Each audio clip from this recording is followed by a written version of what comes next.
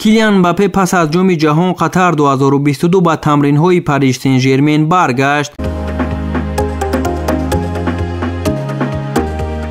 حمله‌گر تیم منتخب فرانسه و باشگاه پاریس سن ژرمن کیلیان امباپه پس از انجام جام جهانی سال 2022 در قطر با هیئت دسته پاریس سن ژرمن برگشت. کیلیان امباپه در هیئت منتخب فرانسه تا به فینال جام جهان راه یافت و با 8 گل بهترین نشانزن مسابقه گردید. سرمربی کریستوف گالتیر هم امباپه را صمیمانه پیشواز گرفت. پاریس سن ژرمن پس از 15 بازی با کسب 41 امتیاز در صدر جدول لیگ 1 فرانسه قرار دارد. در دور 8 نهایی لیگ چمپیون ها پاریژی ها با دسته باواریا بازی میکنند.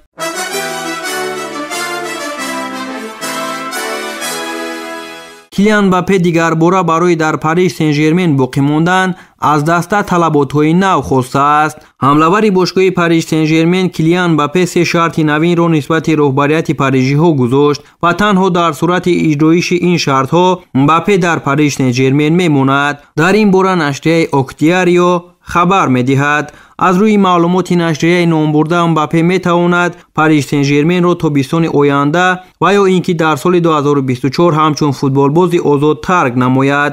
برای آنکه چنین کار به زودی انجام نشود بازیگر فرانسوی به باشگاه شهر پاریس 3 شرط گذاشته است. شرط اول فروختن حمله‌ور برزیلی پاریس سن ژرمن نیمار است. باشگاه بهر اجرایش خواهش امباپه هنوز تابستان سال گذشته میخواست از نیمار خلاص شود، ولی خریدار احتمالی این بازیگر را در بازار پیدا کرده نتوانست تا تواند به نیمار معاش کاری سطح دسته پاریژی را کفالت دهد.